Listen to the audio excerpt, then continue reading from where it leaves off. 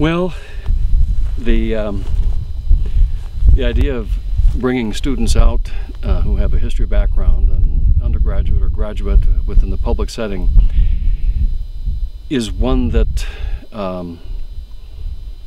puts the student into a whole different setting.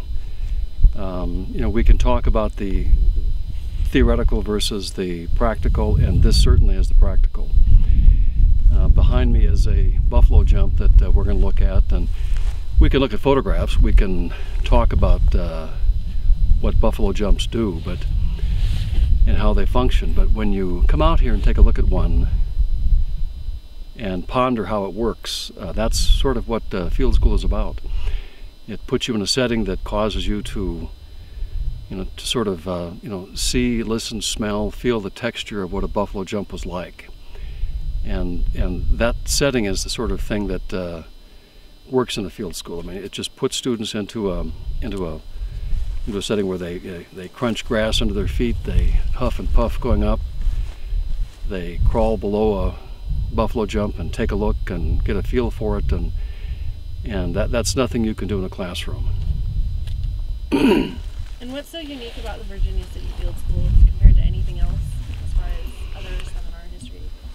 Well, Dr. Peterson and I will both tell you that public history field schools are fairly fairly new and fairly unique.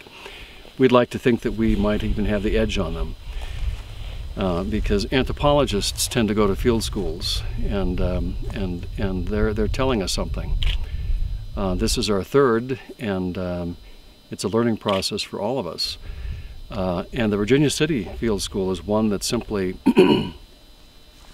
has this little small community that's just sort of somewhat frozen in time, that is just like a mini laboratory. You have the nerve center in town, and then you have all these sites, such as the one behind me, that supports the interpretation of the town. And that makes Virginia City unique. Plus the fact that we have access to the Montana Heritage Commission. This is a staff of really organized, well put together people who understand the setting.